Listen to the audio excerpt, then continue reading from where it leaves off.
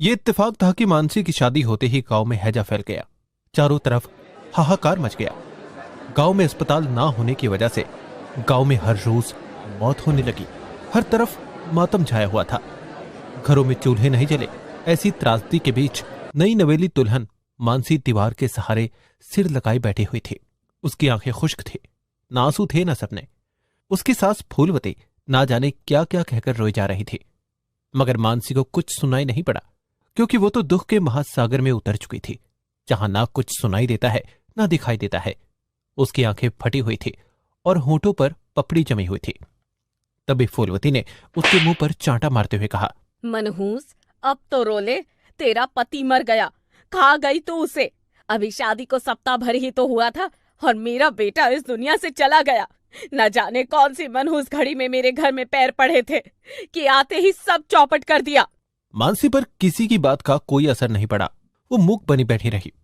चारों तरफ से आवाजें आने लगी। ये तो डायन है, आते ही पति को खा गई। हाँ हाँ, डायन है, पति को खा गई आते ही। लेकिन जैसे ही उसकी नजर कफन में लिपटे अपने पति पर गई, उसकी रुवाई फूट पड़ी और वो फूट फूट कर रोने लगी। अभी तो उसके हाथ मेहंदी की खुशबू से महक रहे थे और उसे उन्हीं हाथों से अपने पति की अंतिम यात्रा की कुछ रस्म पूरी करनी थी। उसका पति चला गया। 2 दिन बाद उसके ससुर की भी हैजे से मौत हो गई। 7 दिन में घर के 2 सदस्य हैजे से मर गए। उसके बाद गांव में हर रोज मौत होने लगी। गांव वाले गुस्से में चिल्लाए, फूलवती, अपनी बहू को घर से बाहर निकालो। वो जिस दिन से इस गांव में आई है, गांव पर संकट टूट पड़ा है। महामारी रुकने का नाम ही नहीं ले रही। वो इस गांव के लिए मनहूस है, उसे तो गांव से बाहर निकाल देना चाहिए। कुछ लोग बोले, ऐसे मनहूस औरत जहाँ भी जाएगी अपनी मनहूसियत का साया साथ लेकर जाएगी। ऐसे अच्छा तो इसे जिंदा जलाकर मार दिया जाए। चारों तरफ से नारे लगने लगे, शोर मचने लगा। ये तो डायन है, मनहूस है, इसे मार डालो। अगर गांव में महामारी फैली है तो इसमें मेरा क्या कसूर है? मैंने भी तो अपने पति को खोया है, भला मैं किसे दोष दूं? काश इस गांव में एक अच्छा अस्पताल होता तो किसी की भी जान न जाती। अरे ये तो जुबान चलाना भी जानती है। अब पंचायत ही फैसला करेगी। पंचायत बिठाई गई। मानसी की बात किसी ने भी नहीं सुनी। अब कोई कुछ नहीं बोलेगा। यह सिद्ध हो गया है कि इस बहू के आने से ही गांव में महामारी आई है। इसीलिए अमावस्या की रात तक अगर गांव में और मौत होती है तो इसे गांव के बीच वट के पेड़ पर उल्टा लटकाकर मार दिया जाएगा। शायद उसकी मौत तय थी, इसीलिए गांव में मौत का सिलसिला नहीं रुका, चलता रहा। फिर अमावस्या भी आ गई। लोग जल्लादों की तरह मानसी को मारने का इंतजार कर रहे थे। इस गांव में कहावत थी कि सांप और डायन को उल्टा लटकाकर चला दिया जाए तो वो वापस नहीं आते और महामारी चली जाती है। मानसी को गांव के बीच एक वट के पेड़ पर बांधकर उल्टा लटका दिया गया। मानसी रोते हुए बोली, मुझे छोड़ दो, मैं ये गांव छोड़कर हमेशा के लिए चली जाऊंगी। मुझे सीधा करो, मैं सांस नहीं ले पा रही हूँ। डायन, मेरा बेटा भी तो इसी तरह तड़पता हुआ मरा होगा, मार डालो इसे। मानसी तड़पती रही। गांव वाले भूल गए कि जिस पेड़ पर वो उल्टी लटकी हुई है उस पेड़ पर देवताओं का वास होता है। उस समय सारी शक्तियां मानसी के साथ थी, लेकिन वो सामने आकर मानसी की रक्षा नहीं कर सकती थी। मानसी को लोग पत्थर मारने लगे। वो चिल्लाई, ये गलती मेरी नहीं तुम्हारी थी कि गांव में एक भी अस्पताल नहीं बनवाया। तुम लोग मुझे उल्टा लटका कर मार रहे हो। मेरी आत्मा का श्राप है कि ये गांव हमेशा के लिए उल्टा हो जाए, जिसकी सजा तुम लोगों की हर पीढ़ी भुगते। तुम लोग भी मेरी तरह तड़पोगे। तुम लोग मुझे पत्थर तो मार रहे हो, मगर तुम्हारे उल्टे होने का कारण तुम हर कदम पर चोट खाओगे। किसी पवित्र आत्मा से ही इस गांव का उद्धार हो पाएगा। मानसी बोल ही रही थी कि किसी ने उसके सर में ऐसा पत्थर मारा कि शब्द हलक में ही अटक गए और प्राण पखेरु हो गए। मानसी का श्राप खाली न जाए, इसीलिए वट के पेड़ पर मौजूद सभी दैविक शक्तियों के चमत्कार से पूरा गांव उल्टा हो गया। सब इस प्रलय से बचने के लिए इधर उधर भागने लगे, मगर वो जिधर भी चलते उल्टा ही चलते और किसी न किसी चीज से टकराकर घायल हो जाते। उसी गांव में एक सुधीर नाम का एक व्यक्ति था, जो उस समय सबसे पीछे खड़ा हुआ मानसी की हालत पर आंसू बहा रहा था। वो चाहता था कि मानसी के साथ होने वाले अत्याचार को रोक दो, मगर वो नहीं कर पाया। जब सारा गांव उल्टा था तब पूरे गांव में वह अकेला व्यक्ति ही सीधा था।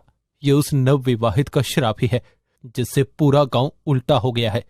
मगर मैं सीधा क्यों हूं? गांव वाले इस बात से हैरान थे कि वो ही सीधा क्यों है। फूलवती सुधीर से बोली, सुधीर, पूरे गांव में एक तुम ही सीधे हो, नहीं तो सब उल्टा पुल्टा हो गया है। सही होने की कोई विधि बताओ, वरना सब यूं ही किसी न किसी से टकरा कर मर जाएंगे। मैं नहीं जानता कि मुझे कुछ क्यों नहीं हुआ, पर आप लोगों ने जो भी उस लड़की के साथ किया वो क्षमा करने लायक नहीं था। मैंने उसे बचाना चाहा था पर नहीं बचाया। शायद मेरी इसी सोच ने मुझे बचा लिया। अब देखना, उसकी आत्मा की हाय तुम्हारी पीढ़ियां भुगतेंगी। इसी तरह सप्ताह और महीने बीत गए। गांव में अकाल पड़ने लगा। अब उल्टे खेतों में खेती कैसे हो, कैसे हल चले। उल्टा होते ही कुएं का पानी खत्म हो गया, खेत सूख गए। सरपंच ने पंचायत बिठाई और कहा, लगता है हमने किसी देवी को मारकर बहुत बड़ा गुनाह किया है। सुधीर एक अकेला ऐसा प्राणी है जो इस गांव में सीधा है। उसने मरने से पहले कहा ही था कि कोई पवित्र आत्मा है इस गांव का उद्धार कर सकती है, और हमें लगता है कि इस गांव में केवल सुधीर की ही पवित्र आत्मा है। अब सुधीर ही इस गांव के लिए कुछ कर सकता है। सरपंच जी, मैं कुछ नहीं जानता, मैं सीधा हूँ, इसमें मेरा क्या कसूर? आप ही बताइए, मैं क्या कर सकता हूँ? सुधीर के इस सवाल का जवाब किसी के पास नहीं था। वो आखिर इस गांव को सीधा करने के लिए क्या कर सकता था? कुछ सालों बाद धीरे धीरे उल्टा होकर रहना गांव वालों की आदत बन गई। यहाँ तक कि गांव का नाम ही उल्टापुर पड़ गया। उसके बाद वहां जो बच्चे पैदा होते वो भी उल्टी चाल ही चलने लगे। गांव वालों ने सोचा, क्यों ना हम गांव में हवन और दान पुण्य करें, ना जाने ऐसा करके ही हमें हमारे पापों से मुक्ति मिल जाए। वट पर बसी हुई आत्माएं उनकी हालत देखकर हंसती थी, और अब तो वहां मानसी की आत्मा का भी वास था। एक बार सुधीर बहुत बीमार पड़ गया। गांव में कोई अस्पताल ही नहीं था, इसीलिए उसे दवा लेने शहर के अस्पताल में जाना पड़ा। आते समय वह थक गया और वट के पेड़ के नीचे लेट गया। उसी समय उसे मानसी का ख्याल आया। वो बोला, ये वही पेड़ है जहां उस नववधू को उल्टा लटकाकर पत्थरों से मारा गया था। काश मैं तुम्हें बचा सकता। मैं उस समय मजबूर था बहन। अगर मैं उस समय तुम्हारे बचाव में बोलता तो ये गांव वाले मुझे भी मार डालते। मुझे माफ कर देना बहन। अब तो इस गांव को इस श्राप से मुक्त कर दो। इस श्राप को वो भी भुगत रहे हैं जिनका उस समय वजूद भी नहीं था। ऐसा बोलते बोलते उसकी आंख लग गई। तभी मानसी उसके सपने में आई। मानसी ने सुधीर से कहा, पूरे गांव में एक तुम ही ऐसे व्यक्ति हो जिसके मन में दया है, बाकी तो यहाँ सब जल्लाद है। तुम्हें गांव के लिए इतनी चिंता में देखकर मुझे अच्छा नहीं लग रहा। मुझे ऐसा श्राप सबके लिए नहीं देना चाहिए था। सजा तो केवल उन्हें मिलनी चाहिए थी जिन्होंने मुझे मारा। मुझे नहीं पता था कि मेरा श्राप सच साबित होगा। इस पेड़ पर बहुत सारे देव वास करते हैं जिनके कारण ये श्राप सच हुआ। अगर इस श्राप से गांव मुक्त होना चाहता है तो इस पेड़ के पास आकर मुझसे माफी मांगे। मुझे पूजा पाठ और हवन नहीं चाहिए। बस गांव वाले इस गांव में एक बड़ा सा अस्पताल बनवा दे ताकि दोबारा कोई हैजे जैसी बीमारी से ना मरे। फिर कोई अबला महामारी की गुनहगार ठहराकर उल्टी लटका कर ना मारी जाए। ये कहकर मानसी चली गई। सुधीर हड़बड़ाता हुआ उठा और चारों तरफ देखा, मगर उसे कोई नहीं दिखाई दिया। सुधीर दौड़ता हुआ सरपंच के पास गया और बोला, सरपंच जी, मुझे इस गांव को सीधा करने का उपाय मिल गया है। मुझे खुद मानसी ने आकर ये उपाय बताया है। लगता है तुम सठिया गए हो सुधीर। मानसी मर चुकी है, वो तुम्हें आकर कुछ कैसे बता सकती है? सरपंच जी, मैं थक कर वट के पेड़ के नीचे सो गया था, तभी मुझे मानसी सपने में दिखाई दी। उसने कहा कि गांव के लोग उसके आने की वजह से नहीं बल्कि हैजे की महामारी से मरे थे। वो बेकसूर थी। सरपंच जी, उसने पूजा पाठ करने के लिए मना किया है। वो चाहती है कि इस गांव में अस्पताल बने ताकि कोई महामारी से ना मरे, फिर ये गांव श्राप से मुक्त हो जाएगा।